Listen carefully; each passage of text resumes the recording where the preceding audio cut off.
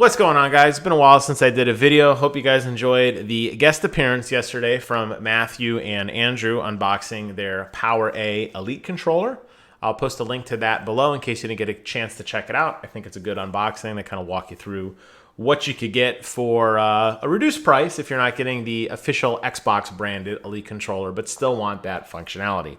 Today I'm talking to you guys about Death Stranding. You guys have been watching my channel. You know that I've been blowing through some games lately. Death Stranding is next on my radar, and I'm hitting it full steam ahead.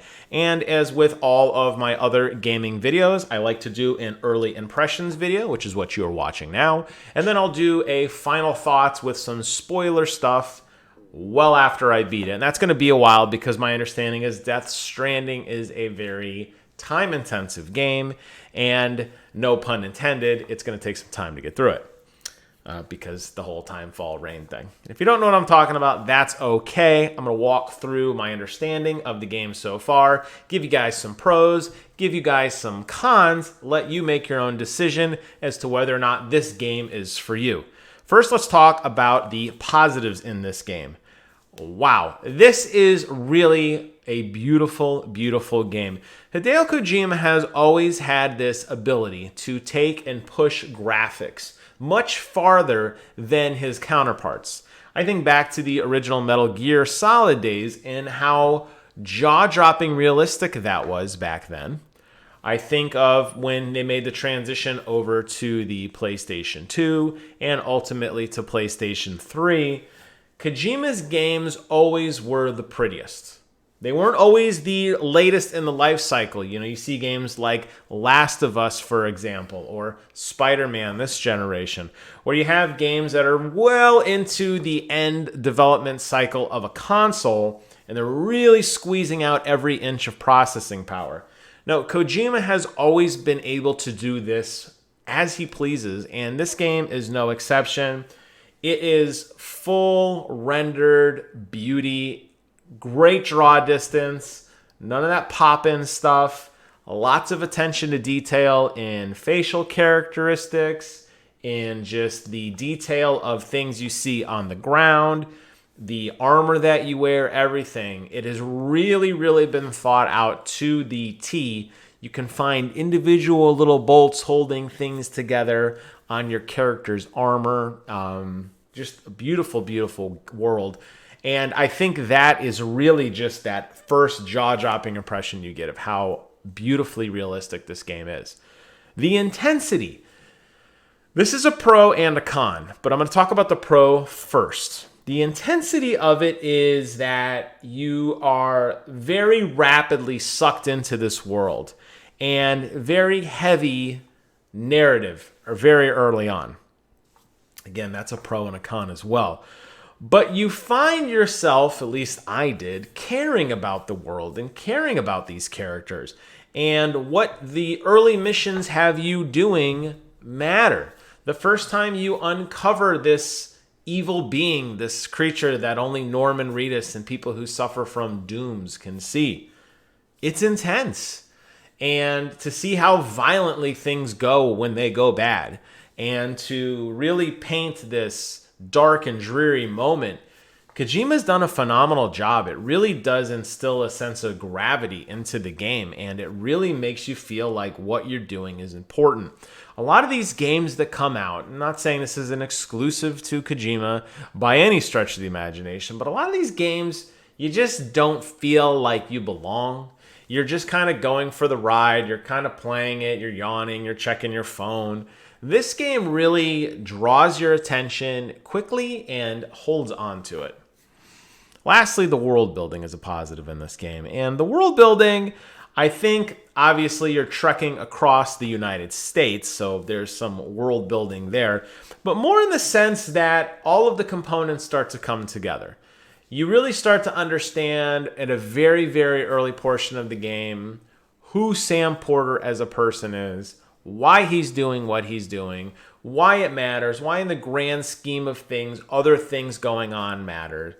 Reading about, different journals and just trying to, through really storytelling, really put everything, in a box that you can dive into and understand and kind of start to make sense through. Now, there are some negatives, and this is a Kojima game, so you're going to have some zaniness, and this game definitely has it in spades. One thing Kojima loves to do, and I refer to this notorious hour-and-a-half Metal Gear Solid 4 cutscene, is he loves his exposition. There's something to be said about feeling the plight of a character. You don't really have to know much about the Master Chief to understand that you are at odds with this enemy race. You are really kind of the last line of defense. There's not 20, 30, 40 minutes of cutscenes explaining that to you. The game does a very good job of saying, hey, go off and conquer. In this game, Kojima really wants to hold your hand and make sure you understand what is happening. There's a lot of characters talking to each other and rehashing and recapping everything that you've seen and everything you're about to do over and over and over again, really to beat those points into your head. And while it is appreciated because some of this stuff is really crazy, a little bit gets kind of preachy, and it's kind of like, when do I play the game? Are we watching a movie on your feelings on something, or am I going to get to experience this for myself? And in the 4 or 5 hours I've played, I've gone on exactly 2 missions because there are so many cutscenes and so much talking. Just get on with it. So it is a slow burn, and it does have that notorious Kojima exposition. And the other part of it I mentioned early when I talked about the intensity and the world building. This is the negative I'm referring to. I'm going to call it grounding. You are really taking a monster leap in trying to grasp what is happening in this game world. Very little about what you can bring with you, your experiences in life, and not death personally, but the death of a loved one or a pet or something. It's hard for you to bring what you know to the table.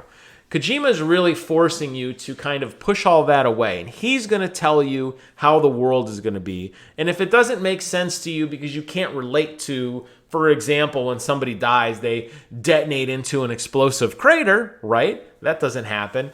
Too bad. In this world it does, and you have to accept it.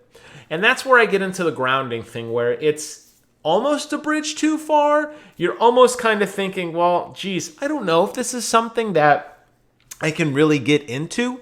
For me personally, I think it is. In looking at the reviews on Metacritic, extremely polarizing, by the way, you have people who either just say, you know what, screw it, we're going in. And then you have the people saying, this is dumb, and turning it off. And I'm starting to understand that in playing it, that it's either going to sink its teeth into you almost instantly, and you're going to say, I am going along for the ride, or you're going to look at it and say, this is dumb. I'd rather go play Modern Warfare or God of War, something where the story isn't as heavy and it is based in mythology that I'm familiar with, or world events, or at least shooting things that I can kind of like say, yes, I understand that, and inject my own personal experiences into that game. But I'm with it for now. I'm going to stick with it.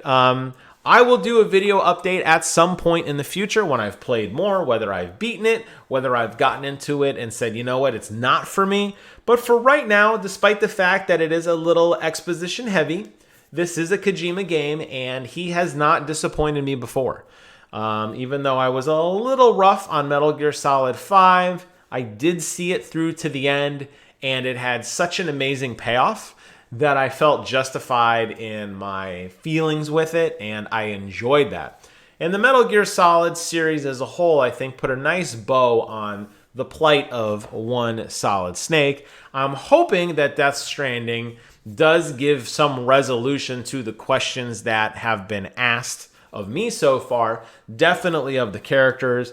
I hope that he's not leaning too much on this. It is because it is. I would like to see some narrative backing up with that, and it'll remain to be seen, because I'm going to go play it here in a few minutes, and we will find out. So with that, I would like to close out this video and give you guys my initial impressions. If you liked Death Stranding, leave a comment below. If you did not like Death Stranding, leave a comment below. I'm curious to hear from you guys. Try to keep it spoiler free for me and for everyone else, because you know what? I want to experience it, and I think it's a game that I need to play through to understand. And the reality is, if you probably explain the ending to me, It wouldn't make much sense right now because I got to be honest with you, what's happening right now doesn't make a whole lot of sense either. Thank you guys so much for watching. Take care of yourselves, and until next time, I will see you guys on the other side.